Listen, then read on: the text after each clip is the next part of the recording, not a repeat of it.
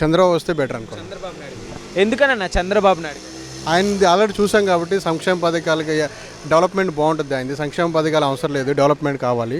So అందుకని చంద్రబాబు రావాలనుకుంటున్నాము. అయితే మరి ఇప్పుడు చంద్రబాబు నాయుడు గారు పవన్ కళ్యాణ్ గారితో పొత్తు చేసుకొని పోటీ చేస్తున్నారు కదా, ఎందుకంటే డెవలప్మెంట్ కోసం వాళ్ళిద్దరు చూస్తున్నారు కాబట్టి అలా రావడం కూడా మంచిదే. అంటే సింగిల్గా పోటీ చేస్తే గెలవలేక లేకుంటే పవన్ కళ్యాణ్ కానీ అంటే పవన్ గారు కూడా మంచిగా ఉంటుంది, విజన్ కూడా బాగుంటుంది, చంద్రబాబు విజన్ కూడా బాగుంటుంది. సో ఏంటంటే వాళ్ళిద్దరూ ఉమ్మడి దాని గురించి క్యాపిటల్ కూడా డిసైడ్ చేస్తారు మంచిగా. ఇంక ఇప్పటి వరకు జగన్ దాంట్లో క్యాపిటల్ ఇంకా డిసైడ్ అవ్వలేదు, ఎక్కడ ఏంటి అని చెప్పేసి వైజాగ్ లేకపోతే అమరావతి లేకపోతే కర్నూలు ఇంకెక్కడ ఏం డిసైడ్ అవ్వలేదు. సో ఏంటంటే చంద్రబాబు వస్తే డెవలప్మెంట్ ఇంకా బాగుంటుంది అని చెప్పేసి, రోడ్లు కానీ ఇవి కానీ డెవలప్మెంట్ బాగుంటాయి అని చెప్పేసి. చంద్రబాబు నాయుడు గారికి ఏజ్ అయిపోయింది, రిటైర్మెంట్ తీసుకున్న టైంలో ఇక మళ్ళీ ఒకవేళ ముఖ్యమంత్రికి ఇచ్చినా కానీ అంతగా వర్క్ చేయలేరు. ఎందుకు చేయలేరండి, ఆల్రెడీ చేస్తారు. ఎందుకు చేయలేరు, చేస్తారు.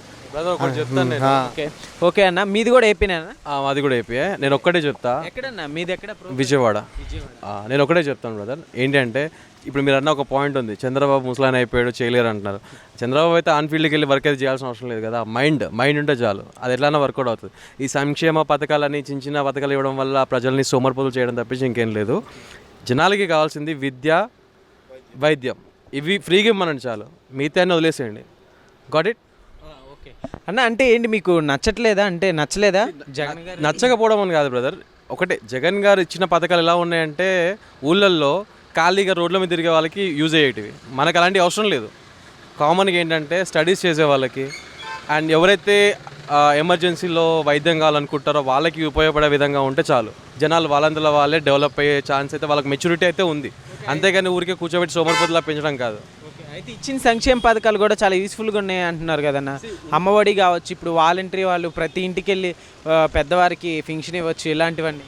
అలాంటివి పెద్దవాళ్ళకి ఇవ్వమనండి. ఇప్పుడు తెలంగాణలో కూడా సేమ్ అలాగే పింఛన్లు ఇస్తున్నారు పెద్దవాళ్ళకి, సర్టన్ ఏజ్ వాళ్ళకి అండ్ వితంతువులకి ఇస్తున్నారు. అది ఇవ్వచ్చు, పర్వాలేదు. కానీ ఇప్పుడు కొన్ని పథకాలు ఉన్నాయి, అవి అన్నెసరీ థింగ్స్ అనమాట. ఇవ్వచ్చు, పర్వాలేదు. కానీ అందరికీ ఇవ్వడం వల్ల ఏమవుతుందంటే జనాలకి కూర్చొని పెట్టినట్టుగా ఉంది. దానివల్ల ఏంటంటే రేట్లు పెరగడము అండ్ డెవలప్మెంట్ తగ్గిపోవడము, ఇవన్నీ కూడా అన్నెసరీ థింగ్స్ అని అజ్యూమ్ చేస్తున్నాను. అంతే.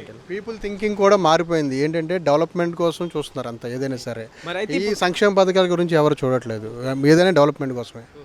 అయితే మరి ఇప్పుడు చంద్రబాబు నాయుడు గారు అంత మంచిగా చేస్తారని చెప్తున్నారు కదా, సో అలాంటిది లాస్ట్ టైం ఓడిపోవడానికి కారణం ఏంటంటారు? లాస్ట్ టైం అంటే ఏం లేదు, అప్పుడేంటంటే జగన్ గారి మీద ఉంది కాబట్టి జగన్ గారికి వేశారు అందరు కూడా.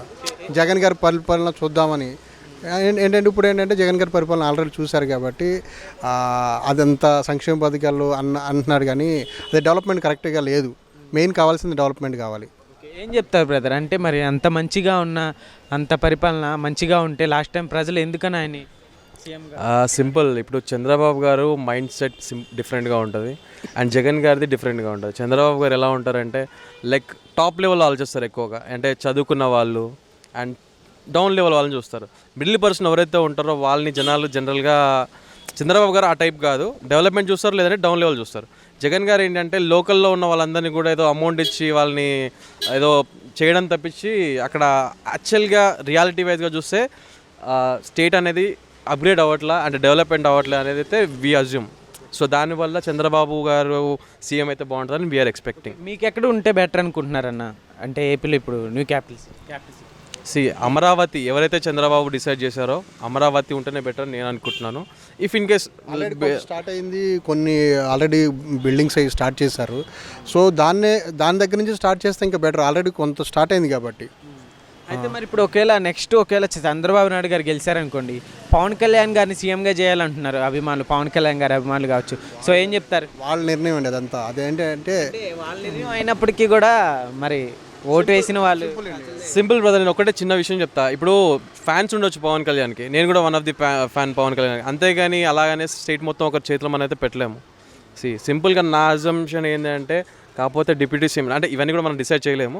డిప్యూటీ సీఎం పవన్ కళ్యాణ్కి ఇచ్చి సీఎంగా చంద్రబాబు గారే ఉండి, కాకపోతే మిగతా వర్క్ అంతా కూడా ఈయన త్రూ చేసిన తర్వాత సర్టన్ ఎక్స్పీరియన్స్ వచ్చిన తర్వాత సీఎం అనే కాన్సెప్ట్ ఏదైతే ఉంటుందో అది పవన్ గారికి ఇస్తే బాగుంటుందని నేను అనుకుంటున్నాను. ఎందుకంటే ఉన్న పరంగా ఏం ఎక్స్పీరియన్స్ లేని క్యాండిడేట్ని సీఎం చేసామనుకోండి, సో డిఫరెంట్గా ఉంటుంది అనమాట. అప్పుడు చేసే విధానమైన డిఫరెంట్గా ఉంటుంది. అప్పుడు ఇంకా ఇష్యూస్ ఎక్కువ రావచ్చు అని ఎక్స్పెక్ట్ చేస్తున్నాం.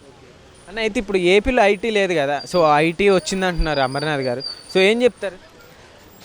ఇట్స్ అ వెరీ రాంగ్ అండి. అమర్నాథ్ గారిని యాక్చువల్గా as we can see simple మేము చూసిన దాని ప్రకారం అమర్నాథ్ గారిని అంటే కొన్ని అసెంబ్లీలో కొన్ని అవి చెప్పారు కదా.